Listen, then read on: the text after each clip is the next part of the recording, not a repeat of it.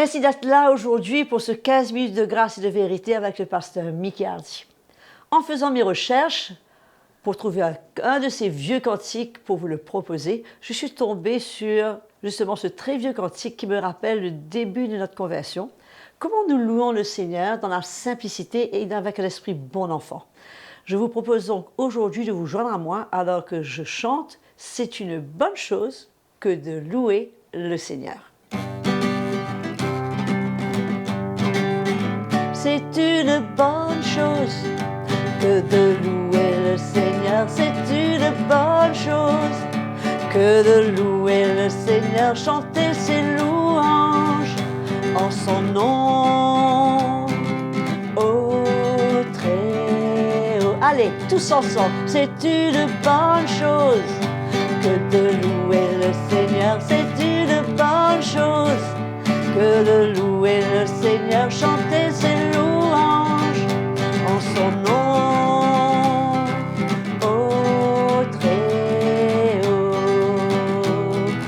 oh, très haut,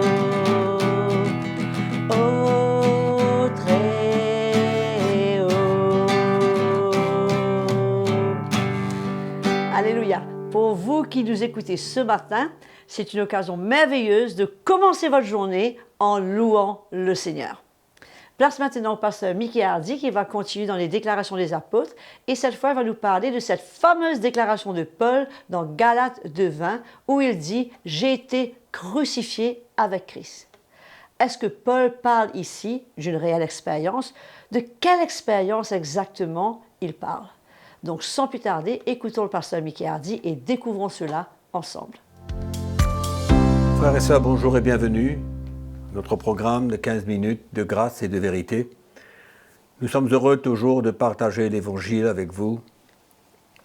Et en ce moment, je choisis quelques passages, quelques versets de la parole de Dieu dans les Épîtres, même dans le livre des Actes. Qu'est-ce que les apôtres ont parlé, ont dit et ont écrit. Donc je crois que c'est important pour nous de nous soumettre et d'obéir aux paroles prononcées par les premiers apôtres et bien sûr par le Seigneur lui-même dans la parole de Dieu. Aujourd'hui, nous allons ouvrir notre Bible dans le livre des Galates au chapitre 2. Nous allons lire le verset 20. Galates chapitre 2, verset 20. J'ai été crucifié avec Christ, et si je vis, ce n'est plus moi qui vis, c'est Christ qui vit en moi. On va relire cela. J'ai été crucifié avec Christ, et si je vis, ce n'est plus moi qui vis, c'est Christ qui vit en moi. Quel merveilleux verset prononcé par l'apôtre Paul, qui est un verset qui doit aussi s'appliquer à chacun d'entre nous. Paul se porte là comme un exemple d'une expérience avec le Seigneur et il veut nous conduire à avoir la même expérience que lui. Parce que Paul, ayant reçu la lumière, la révélation de l'Évangile, comprend qu'il ne peut pas servir le Seigneur par lui-même. Mais il comprend que c'est le Seigneur, c'est Jésus en lui, c'est la vie du Seigneur en lui avec laquelle il doit servir le Seigneur, servir le peuple de Dieu. Mais Paul vient nous dire que cette vie du Seigneur en lui, parce qu'il dit que ce n'est plus moi qui vis, c'est Christ qui vit en moi. Je crois que tout le monde, nous tous qui écoutons, qui participons à ce programme, nous réalisons que nous ne voulons pas servir le Seigneur par nous-mêmes. On n'a pas grand-chose à donner. Mais par contre, quand le Seigneur vit en nous, quand la vie du Seigneur est présente dans nos cœurs, c'est comme ça qu'on peut servir le Seigneur avec sa vie à lui. Et c'est ça qui est merveilleux. C'est ça qui est encourageant pour nous aujourd'hui, de savoir qu'on ne sert pas le Seigneur avec notre force, que ce soit notre connaissance, que ce soit avec notre propre sagesse, que ce soit par la philosophie humaine, mais non, on sert le Seigneur, on transporte sa vie. Mais il vient aussi dire que, comme quoi, il a été crucifié avec Christ. C'était ça qui a été la raison pour laquelle il peut confesser librement. Ce n'est plus moi qui vis, parce qu'il a perdu sa vie. Il dit, j'ai été crucifié avec Christ. Et nous savons, quand il parle d'être crucifié avec Christ, il parle de sa propre vie, de cette mort qui a dû prendre place en lui, de mourir à lui-même. C'est le reniement de soi-même, la perte de sa vie. C'est ça qu'il dit, j'ai été crucifié avec Christ.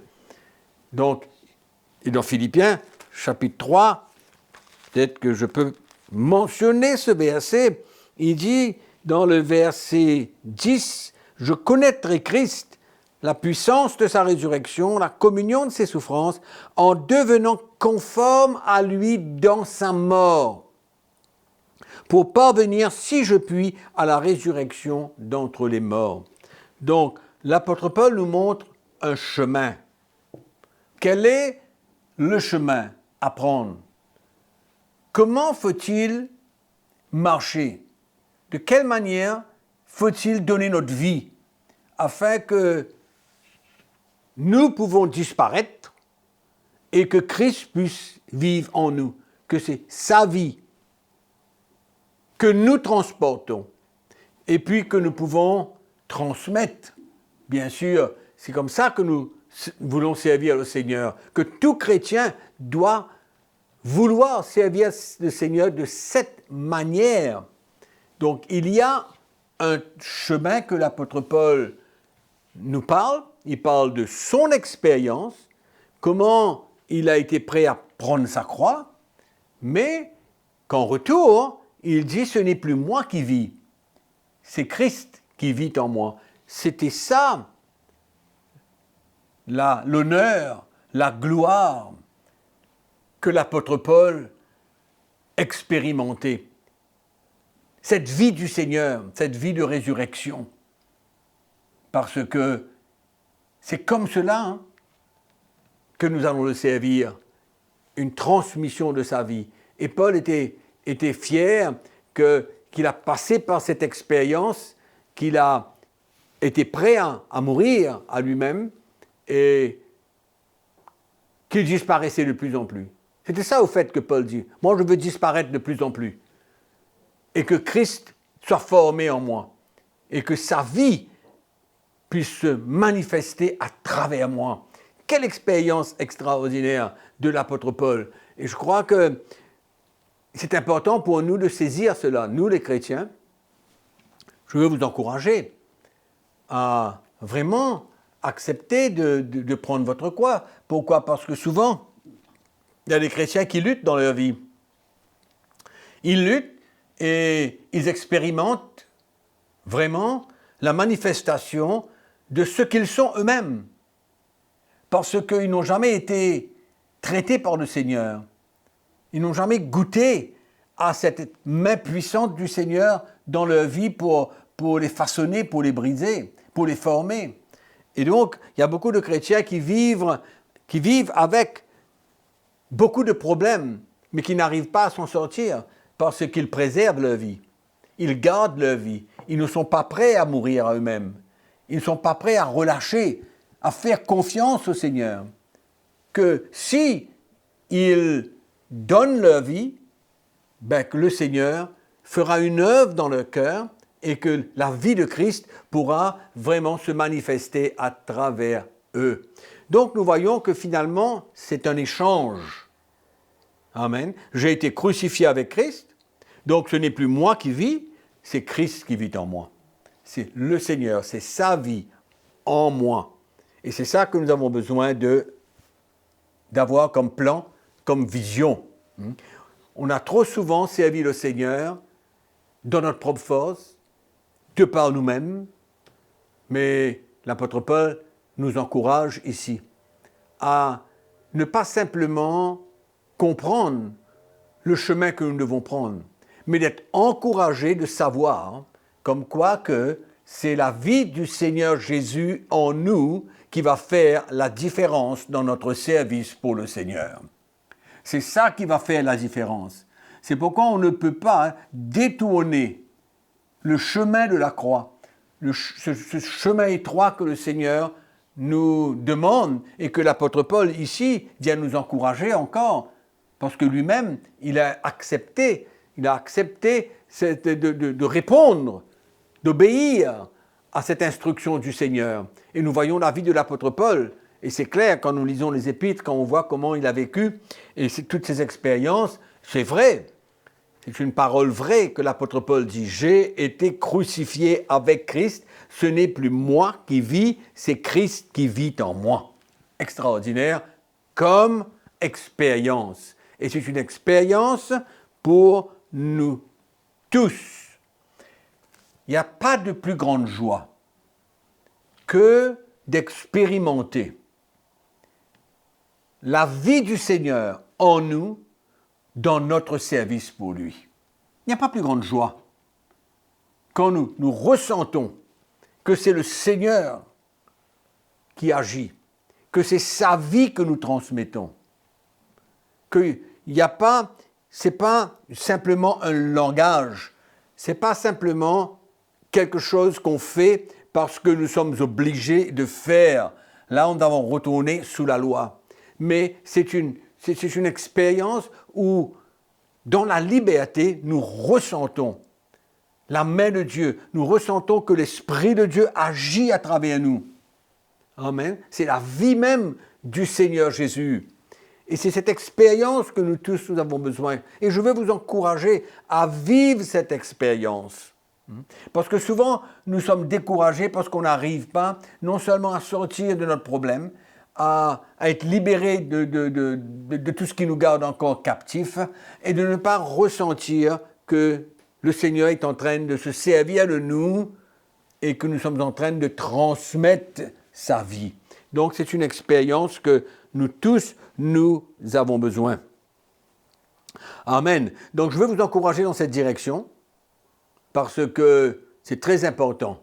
Il n'y a pas de plus grande expérience que d'expérimenter la main du Seigneur dans notre vie quand on est prêt à prendre notre croix et le servir et ressentir sa vie, ressentir que c'est lui qui vit en nous, que ce n'est plus nous qui vivons, mais c'est lui qui vit. Amen. Et je termine en vous encourageant dans cette direction et je suis sûr que vous allez goûter à la vie du Seigneur dans une plus grande mesure et que vous puissiez être content, heureux, joyeux, dans la paix pour servir le Seigneur. Amen. Que le Seigneur vous bénisse abondamment et que cette journée soit pleine d'expériences avec le Seigneur. Et entre-temps, je vous salue et je vous dis à la prochaine. Donc mes frères et sœurs, il ne s'agissait pas de monter sur une croix physiquement, mais plutôt de prendre cette croix, comme le Seigneur nous l'a dit, afin de pouvoir porter la vie de Jésus, mourir à soi et refléter cette vie merveilleuse du Seigneur. Si ce message vous a béni, a parlé à votre cœur, je vous invite à le liker, un joli pouce, et surtout à le partager autour de vous. Et n'oubliez pas de vous souscrire à notre chaîne YouTube CTMI afin de recevoir les notifications de tous les messages qui sont postés sur cette chaîne. Continuez à nous écrire, à nous parler de vos expériences, à nous poser vos questions et pourquoi pas vos témoignages. Je vous donne rendez-vous une fois de plus avec le pasteur Mickey Hardy pour le prochain épisode de 15 minutes de grâce et de vérité. Surtout, ne le manquez pas. Jusque-là, continuez à servir Jésus avec la joie du Seigneur.